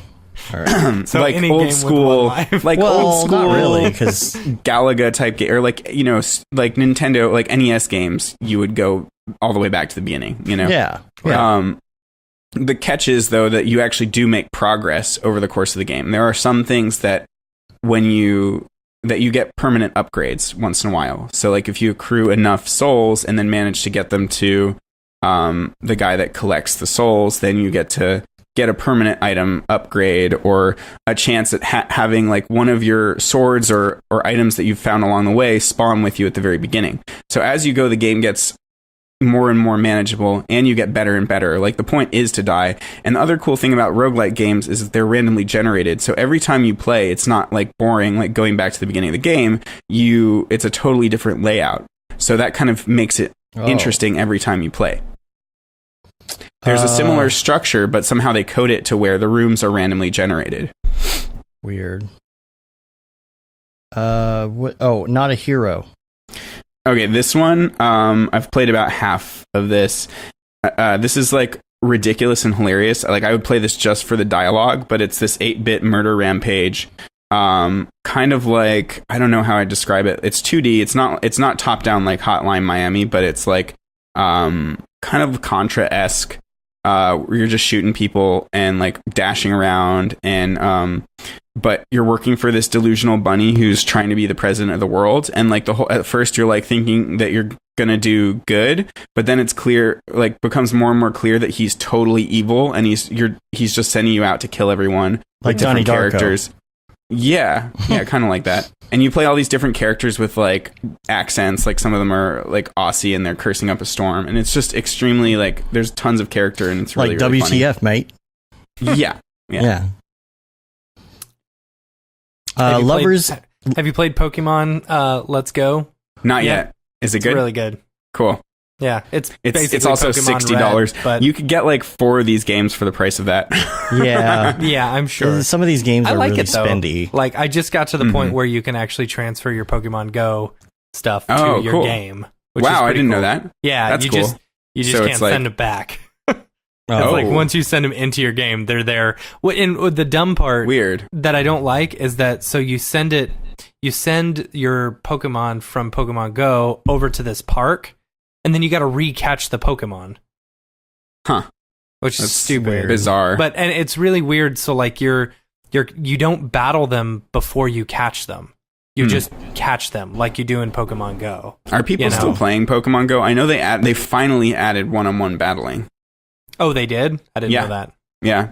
I don't know. It'll get a big revamp when real AR comes out. It's pretty like I don't know, the game, while there's a lot of changes that make the game way easier than the original version, like I don't know, it's a very easy fun game, Cool. Yeah. I don't know. I still need to play. What were you saying? What? No, you go. Oh, I was going to say the next one. We got 3 more. Lovers in a Dangerous Space-Time. Yeah, this one's really cute. And this is a great teamwork game for like not killing each other. Unlike Overcooked, which kind of just drives each other crazy. This one you really feel like you're cooperating, and you get to command like this bubble spaceship that can orient in different directions, and you're floating through. It's almost like a cellular environment where you're like trying to collect enough. I can't remember what the things you're collecting are, but you're just trying to get to the end of the zone and whatnot. But you're going through different dimensions, and each person like each person like can either pilot the spaceship or shoot or shield. So you have different roles, and you're all cooperating to control this spaceship and get through the levels. And then as you go, you get different spaceship upgrades, like ones that can tumble and like throw off your orientation but have different benefits, and it's fun. It's really fun. Inside, a dark and messed up 2D puzzle platformer. Yeah. So have you guys ever heard of Limbo? Not the game, but Oh, okay. Yeah, you should look up the game Limbo. This one's super famous. Like it's got this really noir, dark style. Your description, you said it could have easily come out of people's mind. Yeah, well, the end of Inside, I'm not going to give it away, but yeah, it's like it's extremely dark and a little bit disturbing, but also amazing. It's like one of the most artful games I've ever played, and it's only like 3 or 4 hours long. But yeah, again, like I guess I'm super into these 2D puzzle platformers lately. And then we got this is your last one, Donut Country. Oh yeah, this is another one. This is only like 3 hours long, and it's weirdly similar to Katamari Damacy. But it's a game where you're a girl who's BFFs with a raccoon, and holes are swallowing everything in the town, and you control the holes to swallow bigger and bigger things. Is this the guy who's making raccoons? I don't know. I'm not sure what you're talking about. Look up Donut County. It's got this. It almost looks like The Simpsons when you look at it. You know. Donuts. But yeah, it's 3D and it's got a nice cell shaded. Punches Bears. That's the guy who's. Oh, making I know raccoons. Punches Bears. Yeah. I don't know what that is. His actual name is. Kind of this low poly style indie game. Mm-hmm. He's making this one called Raccoons that looks a lot like that. Anyway, all right, go ahead. Well, that's it. That's my extensive list of favorite games for the Switch. I mean, that's like the indie games. Like obviously, Breath of the Wild is top of the list, and Smash Bros. And Mario Odyssey is amazing, as you know, Matt. Oh man, yeah, I finished that in 2 days. Wow, yeah, that's crazy. Like it was so good. I obsessively had to get like all the moons. I got to the super extra. Didn't worry about level. that at all. No, you just plowed through. I plowed through, beat Bowser, good to go. See, I didn't even explore. That's lame. The kingdom before I gave it back to my brother. No, the fun of it for me is collecting. Like it's the addiction is in collecting all that stuff. I don't have the time for that. I'm the same way. With Pokemon, at least I will go through and try and collect them all. You know, and Disney Emoji Blitz. Yeah. There's only Disney Emoji Blitz is a different story. It's well, that's the whole point. Of I have been game. playing this game for almost 3 years now.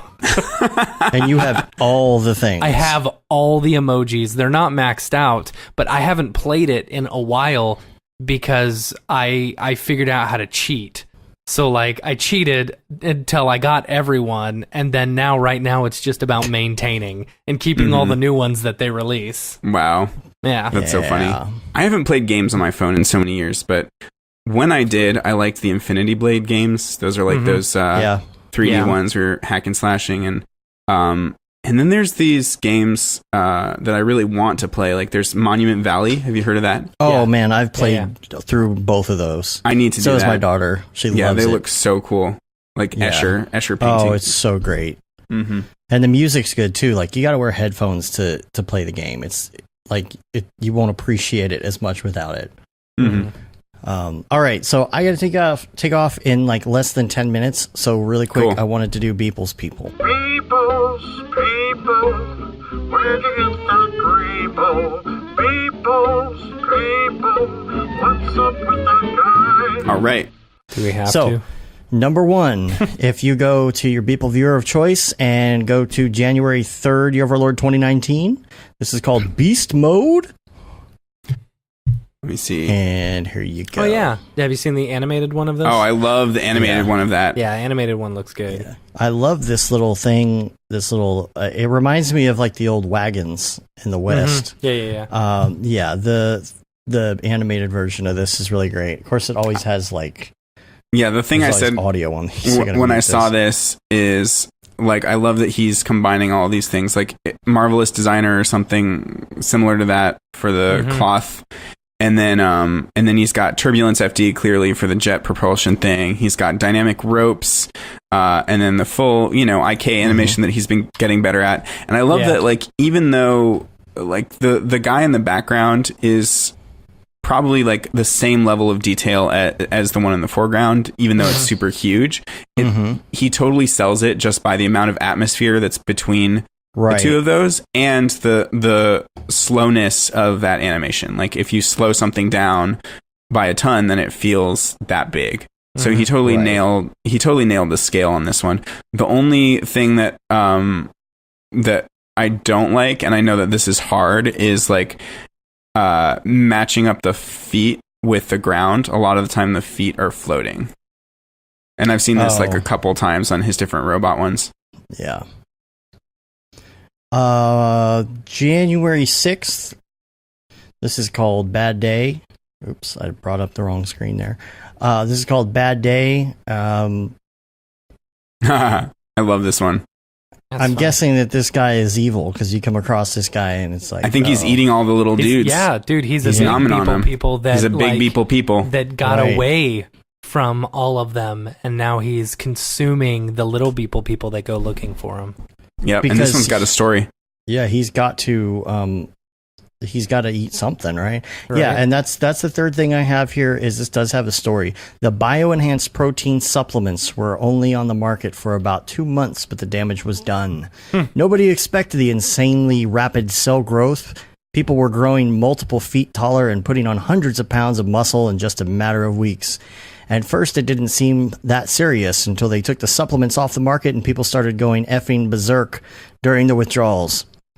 With some of the users being over 20 feet tall and fully jacked out of their mind, they'd become a real problem that posed a serious threat in some areas. Eventually, most of them had been apprehended, but there were still a few hundred roaming deep underground, feeding on maintenance workers and homeless people.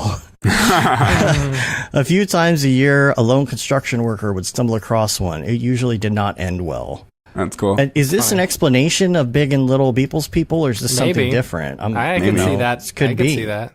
Yeah, I can't read these without imagining them in Beeple's voice, especially like when he's like, "and fully jaked." Fully jaked. Yeah, I don't know. He's bioenhanced or something. I don't know. With some of the users being over 20 feet tall and fully jacked out of their mind. That's funny. On that note, we're going to wrap up our 2-hour short show. Has it been 2 hours? Almost. Yeah, 1:45. Yeah. I've barely said anything this episode. I can't believe you know how to speak for 2 hours. Oh, thanks. It's because I took notes. Otherwise, I'd be like, I don't know what to talk about. I don't know. Did you? I'm surprised you didn't mention it was a tumor. From that's right, Year of Our Lord. Yeah, I just didn't have enough slots for that last time. Yeah, it was a tumor. I love Arnold Schwarzenegger. With the Arnold Schwarzenegger with tumors. I don't think I know that. It was a tumor. I haven't been watching. It was a tumor. It was a tumor. Yeah. I mean, we kind of slacked off on that because we also had the holidays and stuff. Also, did we ever comment on the crazy Freddie Mercury clone army versus Cyborg Anna? Okay, was that on last week? We did. That might have been last week. Yeah, I haven't listened. I know you haven't listened yet. Cool. All right, so next week, Andy Needham is going to be on the show. Cool. Stay tuned for that. That's awesome. We don't have anyone lined up. The man for with the smoothest voice of all time. Mm-hmm. My favorite is the tumor. Wow, that's pretty funny. Yeah, I don't know who we're going to have on, but then the week after the show will be a little later in the week. Sabor is going to be on, and we got some other people lined up. We've been really working on getting a bunch of people on the schedule. So Dave has. I've been on vacation. You can check that out on Brograph.com/schedule. Schedule. Yeah. Gav Grant says, Beeple reads Audible. That'd be great. That'd be so awesome. I want him for all of my books. Yes. Oh, man. All right. Well, we're going to get out of here. You can rate us on iTunes, leave a review, subscribe. Helps get our numbers up. Subscribe to the newsletter as well. You can say you've been there, done that. Got the t-shirt with the No Brograph, No Mograph tee. The Gate and Simone limited edition shirt, which is still out. The Feel the Bad 2019. shirt. Feel the Bad 2020. All the profits from that goes to Doctors Without Borders. And then we've got the Render Things shirt and hoodie. And make sure you keep an eye out for Slack if you want to get in there. We're going to open that up again pretty soon, just for a few days or so. And of course, we're on Facebook, Twitter, Instagram, YouTube, Brograph.com, Twitch. Vimo, what is it? Vimo? What's the social service? Vero. Everyone signed up. Vero. Everyone signed up for a day, and that was about it. Died. Yeah. Yep. That was telling you. It's just like I haven't been on Facebook color. for a week. It feels good. Everybody signed up for feels color, good, and nobody used it. I don't know what that is. Yeah. Oh, exactly. Is it the one with the K? The cooler? No, that's Adobe C. Cooler. Oh, it's Adobe there was Cooler. something called Color, and everyone signed up, and they're like, "What do we do now?" It was just a real social popular. media. Yeah. Oh, weird. I didn't know that. Yeah. All right. Well, we're going to get out of here. Till next week, I'm Dave. And I'm Matt. I'm David. Have a good one. Later, bros.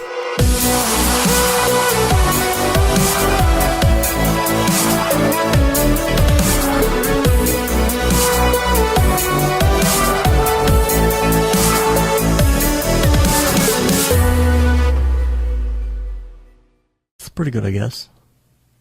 Brograph.com, an online resource for learning Cinema 4D, After Effects, and other motion graphics tools specifically catered to help you prevail as a motion graphic designer. What's up, bros? Welcome to another Brograph motion graphics tutorial. With tutorials, plugins, and now a podcast with tens of thousands of listeners worldwide. Yeah, it's a great community to be part of. We give you professional time-saving tips, industry news, interviews, shortcuts, and lessons that help keep you current in the world of motion design. Throw in HDR Studio, take the render settings, pick the HDR, put in a reflection, and gorgeous. I love projects that scare me. When our art director comes to us and asks for something that I had never done before, man, it gets me pumped. Our weekly long-form podcast will give you the latest news, help you in your file management, hardware configuration, and client relations. Learn about the latest render engines, modeling techniques, and workflow integration while staying entertained. Real nice banana. Ah, that's so funny. All right. I'm going to live forever. Our Brograph Talks are a chance to see the way industry leaders from around the globe are changing the face of motion design. Sometimes you got to make stuff that you're not going to put on your reel, and I'm not here to judge. The podcasts and talks include people like Beeple, Barton Damer, Nick Campbell, Andrew Kramer, David Ariev, Chad Ashley, Paul Babb, EJ Hassenfrost, Mitch Myers, Chris Schmidt, Jules Urbach, Cornelius Dammert, David Brodeur, Andy Needham, Caitlin Kaju, Zubair Parker, Noseman, Ryan Bean, Casey Hupke, Nick Lyons, Sage, Joey Korenman, Jeremy Cox, Rick Barrett, John Dickinson, Matthias Omatola, Patrick Goski, Brandon Clements, Steve Teeple, Tom Glimpse, Patrick Longstrom, Julia Simone, Devin Coe, Al Heck, and even Deadmau5. You get that render done. Yeah, you better frame what? Our Brograph breakdowns go behind the projects and give you an insight on what it's like to manage and maintain your own personal business or work for a large company. Join us for live sessions, check out our useful plugins, watch time-lapse projects, interact with us, and send us email questions and topic ideas. Or just hit the Rando Render button and do an imaginative daily that'll keep you on your toes. Take all your dreams and let's do it! Subscribe today and get automatic updates on the latest tutorials, tricks, tips, and inspiration brought to you by industry professionals Dave Koss and Matt Milstead. We don't care how you get here, folks. Just get here. Subscribe now to Brograph Tutorials.